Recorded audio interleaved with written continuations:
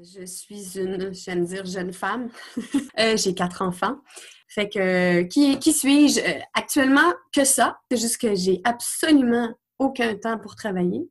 Et qui suis-je? Une épouse qui travaille en tant qu'épouse et mère actuellement parce que mon charmant mari travaille dans le milieu financier qui est en débâcle actuellement, donc il travaille énormément.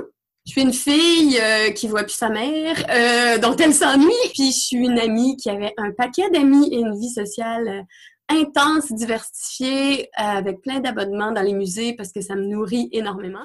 Ma colère est actuellement complètement inutile. Elle est inutile. Elle me nuit. Elle ne va pas rétablir les faits. Elle ne va pas servir à exprimer quoi que ce soit qui va faire changer l'état des choses. Jamais nos aïeuls, vraiment au féminin, nos mères, nos grands-mères à qui je pense régulièrement, elles n'étaient pas dans la maison pognées, les portes fermées. Les petits, ils sortaient assez vite jouer dans la rue, dans la ruelle, au parc. Il y a un climat social actuellement qui me pétrifie et des attentes sociales qui sont paralysantes aussi sur justement ce que c'est d'être mère. Pas facile d'être mère. Et trouver du réconfort est parfois ardu. C'est pourquoi la doctorante en psychologie Laurie Zéphir, spécialisée en santé mentale maternelle, périnatalité et attachement parent-enfant, va à la rencontre de différentes femmes et leur propose un endroit sécuritaire pour se confier sur les difficultés de leur quotidien.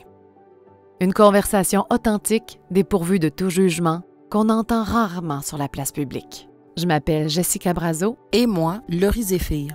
Bienvenue au balado. Ça va, maman? La femme dont il est question aujourd'hui est une mère de 4 enfants, dont 3 en bas âge, pour qui le confinement causé par la pandémie de la COVID-19 a complètement chamboulé le quotidien. C'est avec franchise et sincérité qu'elle nous partage certaines parties d'elle-même qu'elle aimerait mieux taire par moments. Pour le bien de la conversation et pour protéger son identité, nous l'appellerons Estelle. Je suis rendue ça. Je suis ménagère à temps plein. Ça te fait quoi de dire ça? J'ai une telle colère. J'en ris, là, j'essaie de faire des blagues, là. Mais j'ai l'impression d'être... puis mon langage est tellement châtié depuis le début de la pandémie, ça me ressemble même pas. Fait que j'allais dire, je suis en beau tabarnak du matin au soir. Dès que j'ouvre l'œil, puis que je me rappelle qu'est-ce qui se passe actuellement, ce que je vis actuellement, que j'ai pas choisi, ce que je me ramasse à faire de mes journées, je suis en beau tabarnak et je ne décolère pas presque jusqu'au soir. Et cette injustice-là qui me met en colère est liée aussi au fait que je me ramasse avec toute la charge mentale domestique, éducationnelle de toute la famille d'un coup. Alors que mon mari continue sa vie dans le sous-sol au lieu d'aller à la banque, mais qui, lui, est très heureux. De toute façon, c'était un loup solitaire et il n'aimait pas tellement ça, ni sortir au resto avec moi ou recevoir des amis. Fait que lui, il est juste tellement heureux, mais pas moi. Et ça te fait quoi de voir cet écart-là entre toi qui, non seulement vit de l'impuissance, vit de la tristesse, vit de la colère, qui se retrouve avec la charge de toute la famille, puis à l'inverse de ton chum qui a l'air à pouvoir apprécier tout ça, ça te fait ressentir quoi, cet écart-là? Bien évidemment, plusieurs choses en même temps, mix emotions, là. La première chose, je suis un peu soulagée qu'on ne soit pas exactement sur le même mood en même temps parce que ça serait vraiment pas drôle. Ensuite, j'ai une très grande connaissance de moi, de mes limites, de mes forces, de mes faiblesses et de lui aussi beaucoup, de ses forces, ses faiblesses, ses limites. Puis ça a juste mal tombé, en ce sens que si on avait dû être, disons, on parle de n'importe quelle autre situation, là, de confinement dans, je sais pas, une autre maison que la nôtre, dans une grande ville où on peut pas être chez soi et on est pris à être dans des musées, des restos et des hôtels tout le temps parce que, je sais pas, la maison est contaminée ou tu sais. Mon chum serait en train de virer fou et je serais à peu près en train d'exulter. Fait qu'en partant, je sais qu'on avait des besoins différents. Ça met ça à jour, évidemment. Puis le confinement, ben lui, c'est un état qui lui sied bien. Alors que moi, j'ai remis sur mon mur Facebook il y a quelques semaines une photo, j'ai même pas 3 ans, puis j'essayais de me sauver de ma cour quand j'étais petite, parce qu'elle était trop petite, ma cour, et que j'avais juste hâte de commencer ma vraie vie, d'explorer le monde, puis d'aller chercher des amis. Fait que mes parents ont dû, jusqu'à mon entrée à l'école, faire de nombreuses battues. Ils ont déjà appelé la police parce que je me sauvais et le monde n'était pas assez grand. Fait que me ramasser en confinement, bien que privilégié, dans une belle maison, une belle situation, tout ça, mais c'est juste la situation de confinement dans ma personnalité, elle est difficile. Fait qu'il y a des iniquités, clairement. D'un autre côté, c'est lui qui a le salaire. Actuellement, tu sais, depuis même la naissance de nos 3 filles, avant, on avait tous les deux des bons gros emplois. On a fait le choix que moi, je me retire, qu'on refonde une autre famille rapprochée, tout ça. Et je savais qu'il y aurait une inéquité là-dessus, c'est clair. Sauf qu'avant la pandémie, on avait des ententes qu'on avait réglées, tu sais, puis là aussi, je suis extrêmement privilégiée, mais on avait, tu sais, de l'aide à la maison pour moi pour que je ne sois pas justement que ménagère et épouse d'eux. Alors, même si mon travail me rapportait beaucoup moins parce que j'ai changé de métier, tout ça, bien, j'avais le temps de le faire. Et là, ben, tout a pris le bord en même temps, tu sais, fait que c'est pas vraiment de sa faute. Et j'ai vu, là, qu'il commence à comprendre mon désarroi, parce que ça fait évidemment plusieurs semaines que nous en parlons. Ça fait plusieurs semaines qu'on est confinés. Mais il commence à comprendre que, pour moi, c'est extrêmement pénible, puis il voit ma colère. Puis, tu sais, c'est difficile, une colère, parce que tu as beau dire à la personne devant toi, je suis pas nécessairement en colère contre toi. C'est sûr que tu la reçois, mais là, je suis juste en colère contre la vie, contre la pandémie, contre la situation, puis j'ai besoin d'aide.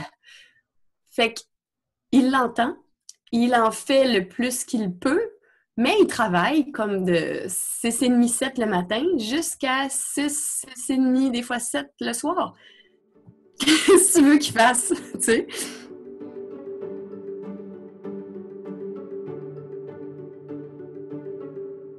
Laurie, je pense que l'épisode d'aujourd'hui, ça va rejoindre beaucoup de gens. C'est la réalité de beaucoup de parents en ce moment, que le conjoint ou la conjointe travaille. Moi comprise, je t'avoue que c'est l'épisode que j'ai trouvé le plus dur à faire jusqu'à maintenant parce que c'est très près de ma réalité. Puis dans le partage d'Estelle, ce qui me touche beaucoup, c'est qu'elle vit beaucoup de colère. Ça la rend vraiment très en colère, puis elle le dit bien, elle sait pas quoi faire avec. C'est pas contre son chum, c'est pas contre l'autre, mais elle sait pas comment la gérer. Puis la colère, c'est vraiment une émotion comme une autre. Des fois, c'est sûr qu'on peut être un peu abasourdi par la colère qu'on peut ressentir et des fois, on a l'impression qu'on ne peut pas en parler, mais pourtant, la colère, c'est une émotion comme la joie, comme la tristesse. Un humain ne peut pas cheminer sa vie sans cette colère-là. C'est sûr que Estelle, quand elle nous en parle, il y a effectivement toute cette notion de « je comprends bien que la situation n'est pas de la faute de personne, mais ça ne change pas le fait que moi, je suis en colère » de constater cette situation-là dans laquelle je n'ai pas choisi. Et un des éléments qui peut peut-être contribuer à la colère des mamans qui nous entendent et des papas aussi, c'est le fait qu'on a plusieurs identités. On est des professionnels, on est des parents, on est des femmes, des filles, des fils, on est des amis. Et en ce moment, la réalité de la situation fait en sorte que le rôle de parent prend une grande place, presque même toute la place. Et ça, à un moment donné, ça devient un peu frustrant de ne pas retrouver son essence, de ne pas être vraiment qui on est. On est obligé ou on est emprisonné dans un rôle qui ne nous convient pas 24 heures sur 24, 7 jours sur 7. Même si l'amour des enfants est là, ça ne change pas le fait que notre identité est beaucoup plus concentré sur le rôle parental, comme dans le cas à Estelle, comparativement aux autres moments où est-ce que on peut se permettre de sortir, de faire des choses, de s'investir dans des projets. Dans le fond, c'est qu'on ne peut pas aller se ressourcer ailleurs, puis on n'a plus de jus à donner. Là. Tu sais, quand tu ne peux pas aller justement recharger tes batteries, que ce soit au travail, avec des amis, pour ramener cette énergie-là à la maison, là, il n'y en a plus. Ben oui, puis c'est surtout aussi que dans la vie du quotidien, avant la COVID-19, ben on avait certains repères. On était capable de se dire, bon, ben quand je me sens un peu déprimée, ben je peux faire telle chose et ça m'aide. Ça m'aide. Quand que je me sens un peu fâchée, ben je prends le téléphone, je dis à mon ami, est-ce que je peux me présenter chez toi? J'y vais. Il y avait une espèce de liberté dans la connaissance de soi. Je sais quoi faire quand je me sens dans cet état-là. Et en ce moment, à cause de la COVID, toutes ces options-là sont écartées, effacées. C'est bien beau, là, la communication à distance, mais ça ne fait pas en sorte qu'on peut totalement apaiser nos émotions, surtout les négatives, parce que, ben justement, nos repas ne sont plus les mêmes. Puis, qu'est-ce qu'on fait dans ce temps-là? Parce que j'ai l'impression que dans ce qu'Estelle nous raconte, c'est carrément sa personnalité qui est effacée. Tu sais, c'est une fille qui sort beaucoup. J'ai l'impression, peut-être que là, je fais du transfert, là, mais que la valeur de la liberté, elle est très importante, puis qu'elle est coupée de tout ça. Donc, évidemment, que ça génère de la colère. Qu'est-ce qu'on fait dans ce temps-là? Est-ce que d'en parler simplement, ça peut alléger? Bien, j'ai pas exploré la valeur de la liberté avec Estelle. C'est sûr que ça aurait pu être intéressant de regarder est-ce que dans les autres sphères de sa vie, au cours de sa vie, c'était quelque chose qui était très important. Mais il faut comprendre que le contexte de pandémie, de confinement, est un peu à l'opposé de ce que l'humain est habitué. Il n'y a aucun humain sur la planète qui vit bien dans un confinement extrême. Il y a peut-être des gens que oui, ça leur fait du bien de rester à la maison le vendredi soir puis de ne pas aller faire le party. Mais cette personne-là, quand elle a envie de sortir parce qu'elle en a besoin, elle avait cette liberté-là de le faire et là, elle ne l'a plus. Donc, que ce soit une valeur fondamentale ou non, le contexte de confinement est assez difficile en termes de santé psychologique. Quand on ressent de la colère, il faut justement apprendre à, un, la reconnaître, deux, l'accepter et trois, se poser la question, qu'est-ce que j'en fais avec? Quand que je parlais de reconnaître, bien là, justement, on va regarder les symptômes physiques qu'on a. Est-ce que quand je suis en colère, je commence à avoir les mains moites? Est-ce que je commence à avoir une boule dans le ventre? Juste de la reconnaître, ça peut nous donner un petit outil de plus pour être capable de se dire, OK, là, c'est temps que je prenne une pause, c'est le temps que j'aille me retirer un peu quelques minutes pour que je puisse aller respirer un peu. Ensuite, de l'accepter. Je pense qu'il y a des fois certains parents confrontés à leur colère qui aimeraient mieux se dire ben non, finalement, je suis pas en colère, ça va passer, c'est pas si pire. Mais non, au contraire, quand on finit par l'accepter, cette colère-là, on peut peut-être mettre certaines limites. On peut peut-être commencer à dire, ben par exemple, dans le cas Estelle, on n'a pas exploré ça ensemble, mais est-ce qu'il y aurait des aménagements au niveau de l'horaire qui auraient été possibles avec son conjoint? Peut-être que, oui, malgré les obligations de son travail, peut-être qu'il y a certaines journées qui est capable de juste raccourcir un peu les horaires ou est-ce que, bon, pendant le dîner, tu peux venir en haut pour nous aider? Puis cette colère-là, elle nous dit, je vis une situation qui ne me convient pas. Qu'est-ce que je peux faire pour essayer de m'aider? Bref, quand on l'accepte, ça nous permet justement de passer à d'autres choses ou du moins de trouver des solutions à cette colère-là. À partir du moment où est-ce que je reconnais cette colère-là et que je l'accepte, il faut que je me pose la question, qu'est-ce que je fais avec? Il y a une différence entre j'ai de la colère puis je fais juste cogner dans tout puis tout frapper. Ça, effectivement, c'est une colère qui n'est pas suffisamment bien digérée, aménagée, gérée. Quoique pour certains, dans un oreiller, c'est vraiment la chose qu'ils ont besoin de faire. Mais cette colère-là, on peut l'exprimer, par exemple, je prends un journal intime puis j'écris absolument tout dedans, même si c'est pas beau ce que j'ai à dire. Je fais de l'art, je sors, je m'en vais courir. Bref, il y a des façons quand même de, oui, l'accepter, oui, la reconnaître, mais aussi après ça, d'en faire quelque chose, de l'extérioriser plutôt que de la garder en dedans puis d'accumuler. Ah ben, je pense que ça va m'aider avec mes gars aussi, à gérer leur colère et de les accepter. Mais il y a aussi autre chose que des fois, on peut se poser par rapport à la colère. C'est que oui, la colère, c'est une émotion qui ressort, que l'on connaît, que tout le monde a apprivoisé d'une certaine façon.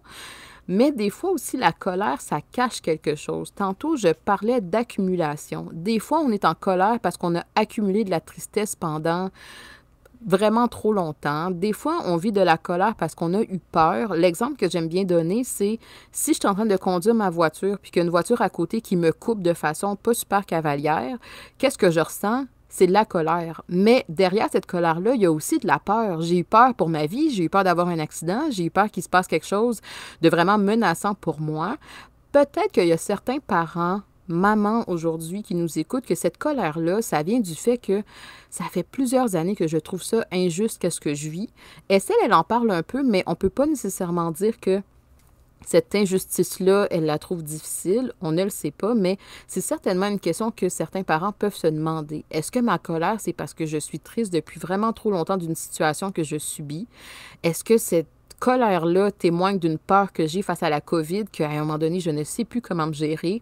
Bref, une colère, ça peut être très nuancé et il y a de belles choses à aller découvrir face à cette colère-là si on prend le temps d'aller l'explorer. Actuellement, à cause de tout ça, je suis dans une période vraiment difficile, tu sais, de ma vie. Puis, c'est pas le premier pépin que je traverse, là, tu sais, à 44 ans. Là, j'ai vécu un divorce, tu sais, il y a presque 15 ans, qui a été extrêmement pénible et tout, tu sais, mais j'étais entourée, je voyais mes amis, j'étais nourrie, je pouvais sortir, j'avais une certaine liberté.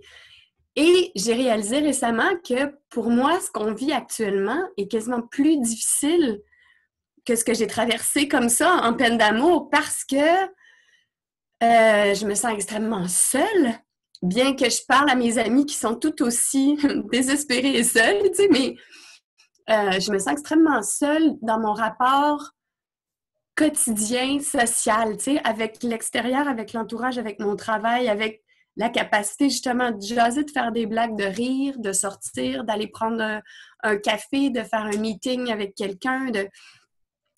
Fait que oui, il faut que je dédramatise. C'est sûr, il faut que je dédramatise, tu sais. Puis ça va jusqu'à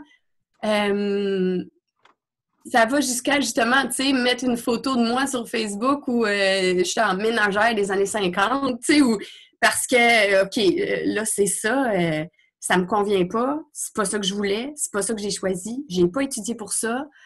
Oui, j'ai fait plein d'enfants, on est d'accord. T'en voulais des enfants? En voilà, occupe-toi-en. Mais en fait, je pense que jamais nos aïeuls, vraiment au féminin, nos mères, nos grands-mères à qui je pense régulièrement, avec 4 enfants d'un côté, 8 enfants de l'autre, tu sais, elles n'hésitaient pas dans la maison, pognées, les portes fermées. Les petits, ils sortaient assez vite jouer dans la rue, dans la ruelle, au parc. Fallait qu'ils rentrent à l'heure du repas, puis sinon ils passaient en dessous de la table. Il y a un climat social actuellement qui me pétrifie. Et des attentes sociales qui sont paralysantes aussi sur justement ce que c'est d'être mère, puis qui sont absolument pas redéfinies en temps de pandémie, puis qui sont même exacerbées avec les mini-fenêtres qu'on a sur l'extérieur, soit les réseaux sociaux, où tout ce qu'on peut y mettre ou y poster va être jugé, commenté par à peu près tout le monde. Si je te posais la question, cette maman-là en toi qui est en colère, tu penses quoi d'elle? Ah, je laguis! Pourquoi? Oh mon Dieu! Ah, que je laguis! Ma colère est actuellement complètement inutile. Elle est inutile. Elle me nuit. Elle ne va pas rétablir les faits. Elle ne va pas servir à exprimer quoi que ce soit qui va faire changer l'état des choses. Et j'avais une mère, moi, je l'ai toujours d'ailleurs, je ne vois plus, des fois j'ai l'impression qu'elle est morte, mais j'avais une mère qui est un être de présence, qui est une femme extraordinaire, d'un calme extraordinaire, d'une bienveillance. Elle nous a élevés, nous les 4 enfants, on est 4 chez nous, tous les petits voisins, tous les cousins. Elle perdait jamais patience, elle n'était jamais dépassée, elle n'a jamais ou presque fait de colère. Et maintenant, avec le recul, je vois ce que ça lui a coûté de sacrifice sur sa propre personnalité, sur ses intérêts qu'elle a beaucoup mis de côté pour nous, et qu'elle ne nous reprochera jamais. Là. C'est mon travail à moi, tu sais, d'essayer de voir, mais voyons, comment ça se fait que j'y arrive pas? Ben, c'est parce que je suis pas capable d'étouffer complètement la personne que je suis en dedans, mais j'aimerais franchement arriver à maîtriser ma colère et être une meilleure mère, moins impatiente, plus plus bienveillante, oui, plus patiente, plus souriante. L'humour que je fais est vraiment beaucoup dans l'ironie, tu sais, justement dans l'ironie, puis dans le oui, on a du fun, là, et qu'on s'amuse ces temps-ci. Fait que mon public cible n'est pas dans les 6 ans et moins. Et donc, avec mes filles, quand je fais des traits d'humour, il n'y a rien qui passe ou qui se comprend. Et donc, j'ai quand même, ouais, bon, OK, whatever.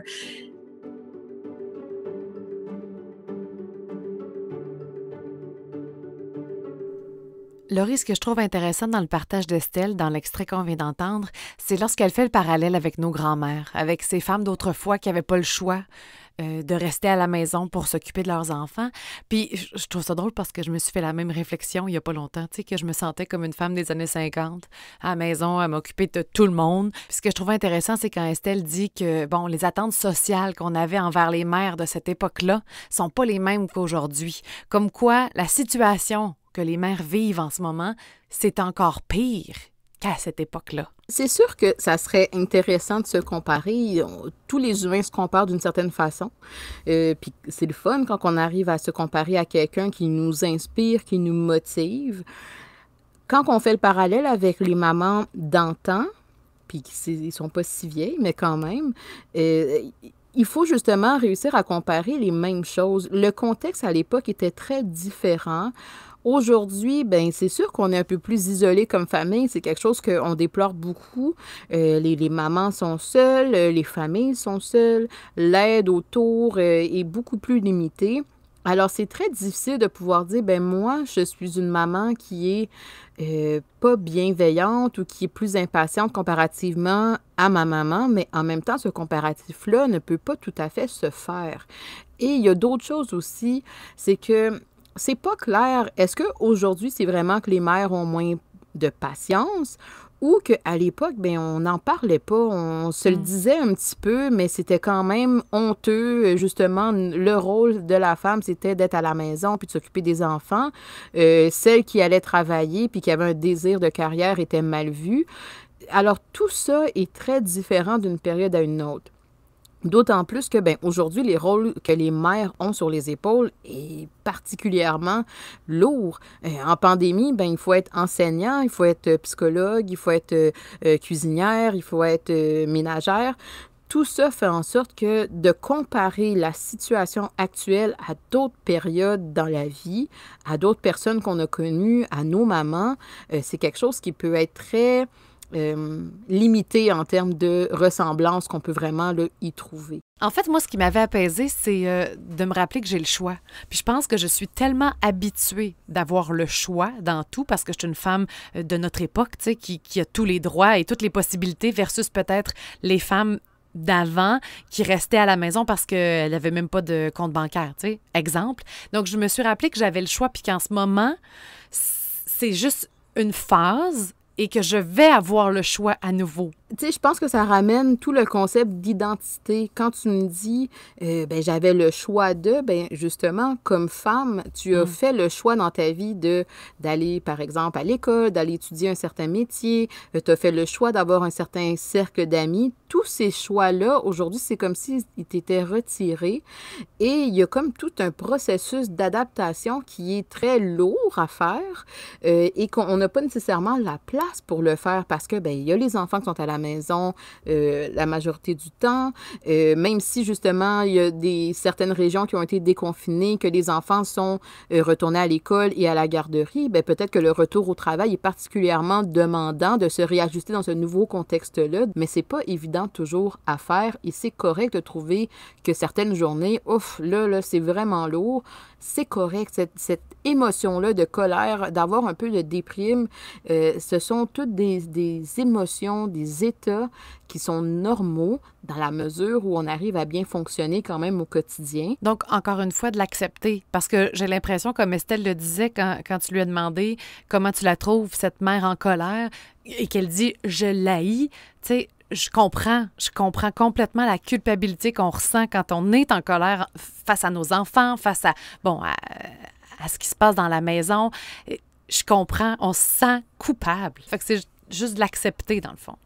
Ben, c'est d'essayer de l'accepter, du moins, c'est d'essayer d'accepter le fait que cette colère-là qu'on ressent à l'intérieur de nous, elle n'est pas mal. Puis ça m'amène à vouloir faire une distinction entre c'est quoi de la culpabilité et c'est quoi de la honte. Quand on est dans la culpabilité, c'est j'ai fait, par exemple, une erreur, j'en suis pas fière, mais en même temps, je conçois que je peux me motiver, puis que je peux travailler, puis apprendre de ça pour que la prochaine fois, je puisse faire les choses différemment. Quand on est dans la honte, là, c'est j'ai fait une erreur et toute ma personne est mauvaise, je suis nulle, je ne suis pas bonne.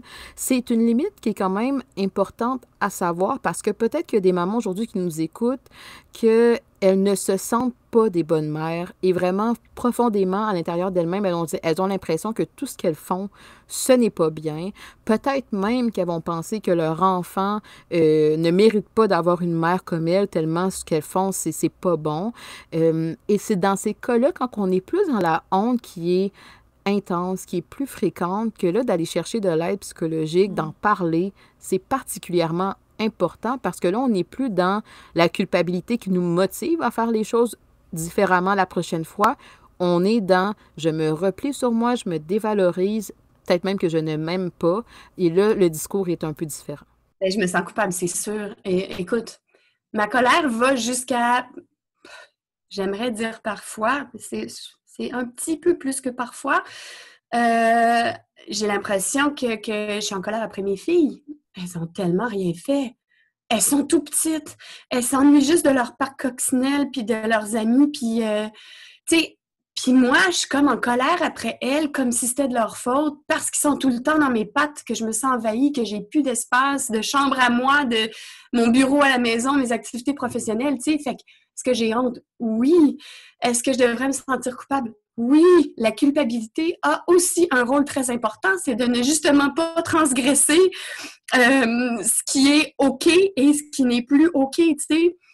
Et là, je vais te dire quelque chose, j'y pense depuis que c'est arrivé, puis on verra, tu sais, si tu le gardes ou pas, mais il y a eu une espèce de omerta terrible sur cette maman qui a poignardé ses deux petites filles, je vais pleurer, 5 et 11 ans, récemment, à l'heure du souper. Personne n'en a rien dit. C'est arrivé un samedi soir, ça a fait les manchettes du samedi soir et le dimanche, c'était fini balayé. Il n'y a pas eu de suivi de rien. Et je crois que tout le monde a été à la fois genre « Oh my fucking God! C'est arrivé. C'est pas moi, c'est pas ma voisine ou c'est pas ma sœur ou c'est pas mon ami qui est en désespoir ou tu sais, c'est arrivé et c'est tellement proche de nous et je nous sens, nous, les mères, puis probablement certains pères en même situation. Je suis certaine qu'il y a des médecins, des infirmières, des préposés aux bénéficiaires qui travaillent comme des folles puis que c'est le mari qui se ramasse à la maison pogné avec les enfants, mais bon. Je pense que tout le monde se tait parce que c'est trop proche de nous.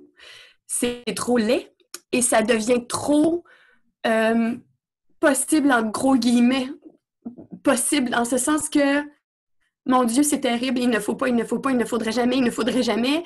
Mon Dieu, les niveaux d'exaspération que je suis capable d'atteindre qui sont actuellement inégalés dans toute ma vie, je ne les ai jamais côtoyés et moi, j'ai embarré ma fille du milieu dehors il y a 2 semaines. Je l'ai habillée, là. Je ne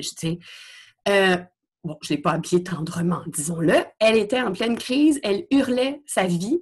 Il m'est monté une telle poussée d'adrénaline là, que j'avais du mal à raisonner, vraiment. Là, tous les trucs là, possibles et accessibles en temps normaux, là.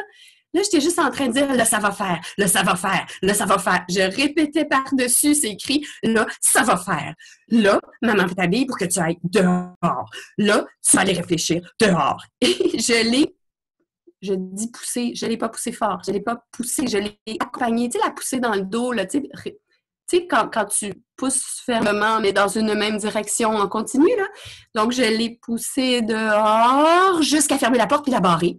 Puis lui dire à l'autre bord de la porte, là, maman s'en va se calmer. Je dois me calmer. Et bon, la cour est clôturée.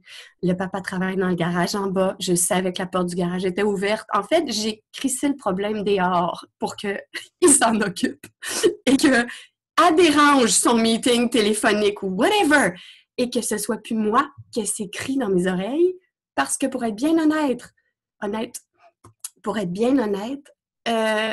j'étais dangereuse. Et j'ai eu, thank God, cette présence d'esprit de m'en séparer et de me confiner moi-même dans ma chambre avec mes bouchons, en train à peu près de me bercer comme dans, je sais pas, Hannibal Lecter, là, tu sais, manquait juste la camisole de force, tu sais. Alors, cette mère à Rosemont, je ne la connais pas, je n'ai pas lu les détails, je voudrais pas non plus être pleine de compassion si c'est monstrueux ou je veux dire, mais oui, j'en ai une compassion et elle est indicible et elle ne se partage pas vraiment parce qu'elle est beaucoup trop dangereuse actuellement. On peut dire ça à nos amis proches, on peut dire ça à notre mère. Actuellement, c'est impossible d'en parler, fait que ce drame-là se vit dans un silence macabre. Mais j'entends bien ce que tu dis parce que ce que tu exposes, c'est vraiment, on joue avec notre limite, en fait. C'est que là, cette maman-là qui a vécu le drame qu'effectivement, on a très peu parlé, là, sur la sphère publique, bien là, on a vu que là, ça l'a basculé. Dans quel contexte, qu'est-ce qui s'était passé, quelle est l'histoire de cette famille-là, on ne la connaît pas. Mais c'est sûr que la pression qui est mise sur les mamans et sur certains papas aussi en ce moment fait en sorte que les fameuses limites que tu m'as nommées, on joue beaucoup avec. Et des fois, on ne se reconnaît plus dans la colère, dans la tristesse, dans la culpabilité, dans toutes ces émotions-là qui sont très intenses parce que on est confiné, on ne peut pas sortir, on ne peut pas voir nos amis, on ne peut pas se connecter, on ne peut pas s'évader. Fait que tout ça mis ensemble, c'est sûr que là, quand on entend des histoires comme ça, on se dit est-ce que ça aurait pu être moi? Puis qu'est-ce qui me différencie tant que ça de cette maman-là versus moi qui est confrontée à tout ça? Exactement. Et c'est ça fait peur. C'est le monstre en soi, ça fait peur. C'est ça. C'est ça.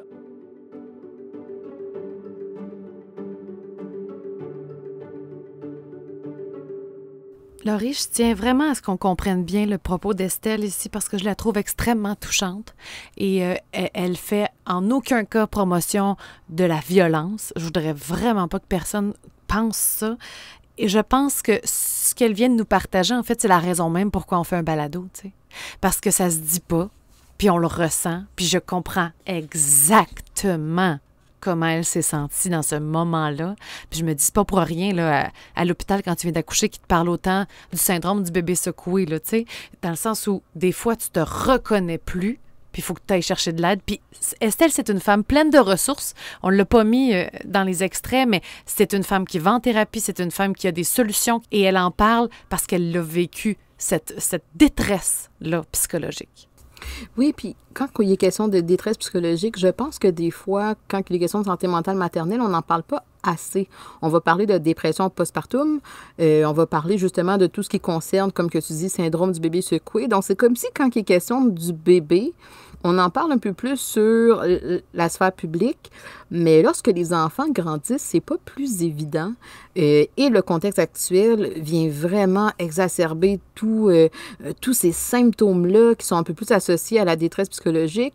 Quand elle fait le lien avec le fameux drame qui a secoué, je pense, le Québec, mais qu'en même temps qu'on a un peu balayé, il y a quelque chose là où est-ce qu'il faut parler les choses. Oui, à l'intérieur de soi, vous pouvez vivre des gros tourbillons émotionnels. Des fois, ça va vraiment frôler la détresse psychologique plus importante.